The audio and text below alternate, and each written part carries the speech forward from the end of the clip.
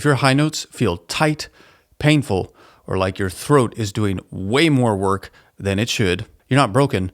You're just using misdirected strength when what you really need is a strategy. High notes should never hurt. And today I'm going to walk you through a 3-step process that makes them feel easy, powerful, and pain-free. Your high notes don't need more muscle. They don't need you to push and grit your teeth or go for it, although occasionally I will recommend that if someone's just like seriously holding back. But usually that's not what we need. Your high notes need strategy. And that strategy is built on flow, stretch, and buzz. The 3 things that create a clean and balanced mixed voice. All right, so let's just jump right into this. The first part of this strategy is flow. So airflow.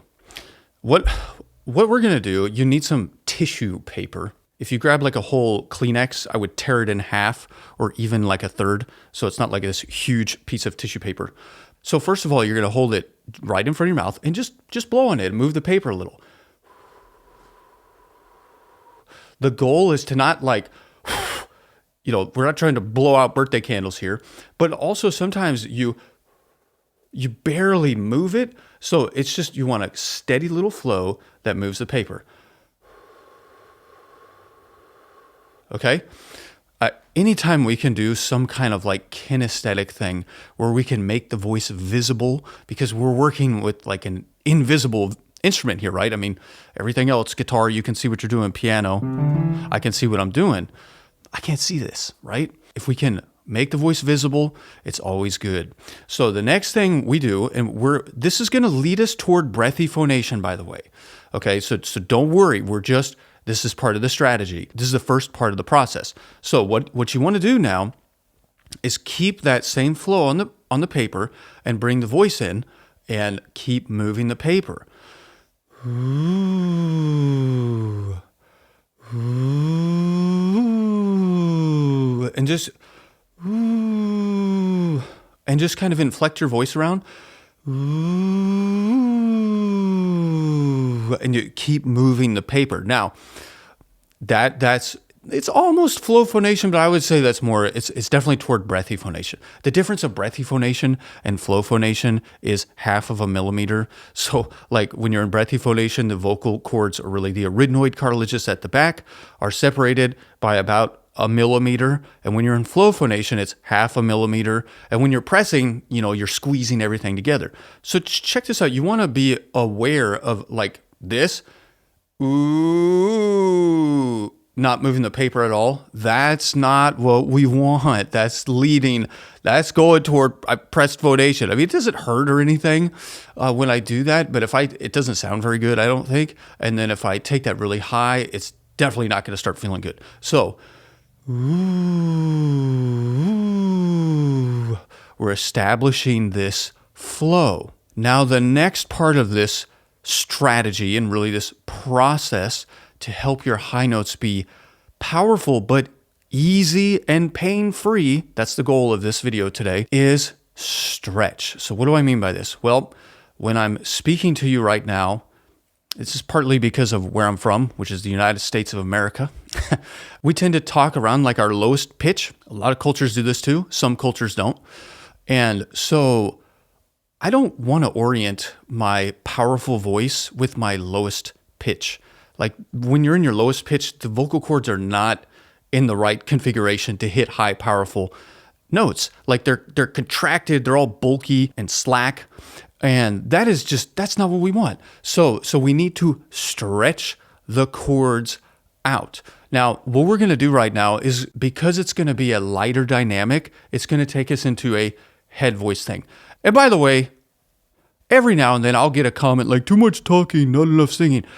You guys, like, I can't just sit here and sing for you. I mean, I guess I could, but I don't feel like I'd be a great teacher if I didn't explain the process behind what we're doing. So just hang with me. If you understand why you're doing what you're doing, that's powerful, because knowledge is not powerful. Like just being able to repeat and recite what I'm saying to you is not powerful.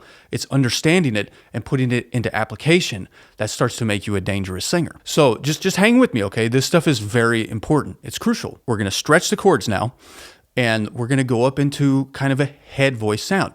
We're going to use the exercise so, okay? Now, we're aiming for similar airflow. Ooh, so.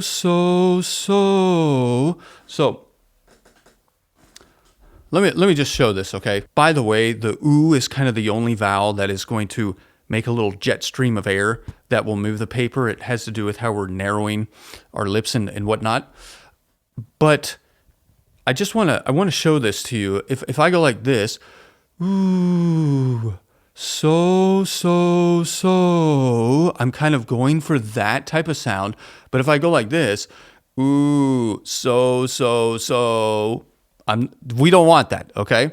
Now, one other thing that I've noticed about this exercise, the so exercise in particular, is if you put your hand on your sternum, when you're in the flowy version, and this is pitch dependent because Johann Sundberg found at a D4, you won't feel any actual like sympathetic vibrations in your chest anymore. He did a study where he put accelerometers all over people's bodies. There was absolutely vibration in the chest, but at D4, it goes away. And it seems no matter what voice quality you use, you won't feel it vibrating in your chest. And it doesn't matter what gender you are or voice type you are. At D4, this is gone. So what I noticed, if I do a pressed phonation, so, I mean, I know that sounds horrible, okay?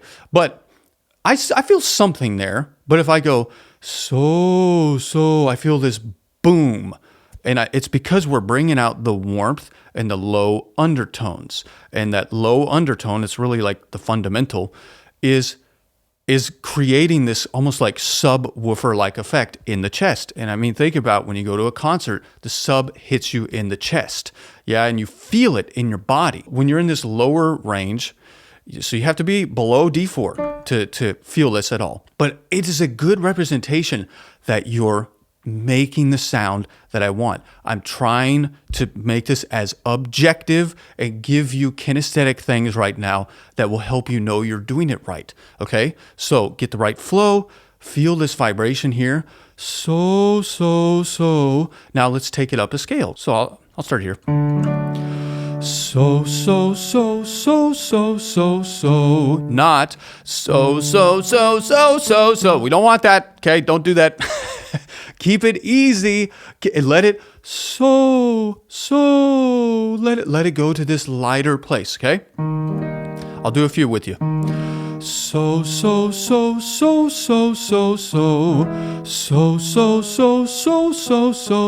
Top pitch is gone. I don't feel it here at all. So. I know it's heady. So.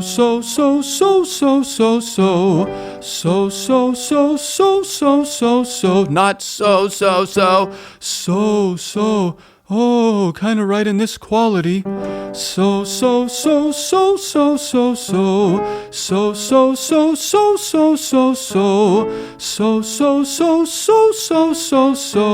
And you could just take that on up throughout your usable range. Ladies, you're going to take that up really high. Guys, you could take that up much higher too. Just depends on how comfortable that's feeling in your voice. And you see where I am right now. Now, I'm a singing teacher, so I tend to speak a little bit more. I tend to have a little more inflection in my speech, especially when I'm like teaching and, doing my thing. But like, you see my voice kind of drops back here. This is not chest voice. This is my lowest note. So again, I just want to make that apparent and clear. I don't want to orient my fullness from the mechanism that I use or the coordination that I use on my lowest pitch, because that's just how I sing my low notes. Notes around a G. Okay, so come on now. If I'm going to be singing up an octave from there or 2 octaves or more than that, you can't orient yourself from that position. I hope I made that clear.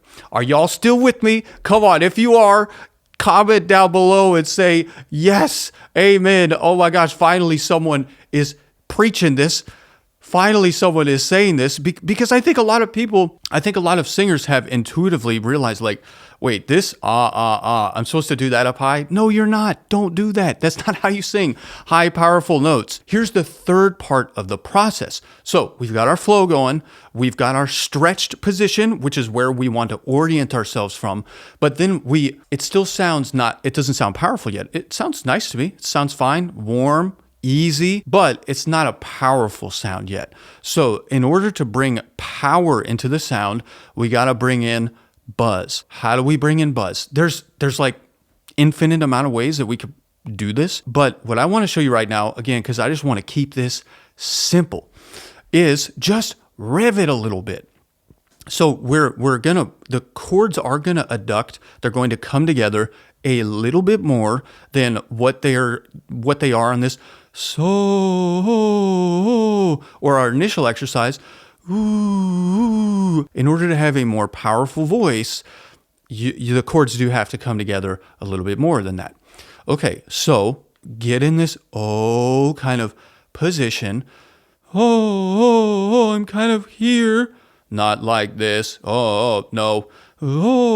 Yes. Now, rev that a little bit, and you'll notice more buzz comes in to your voice, and you'll hear it in mine too.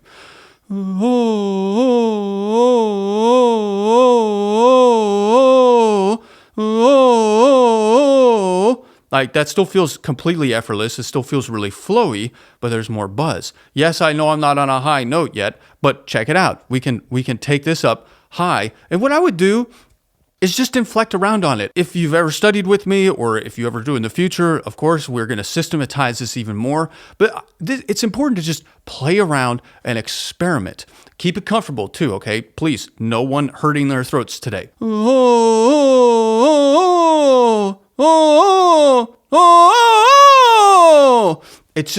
It's going on up there easy. And that's boom.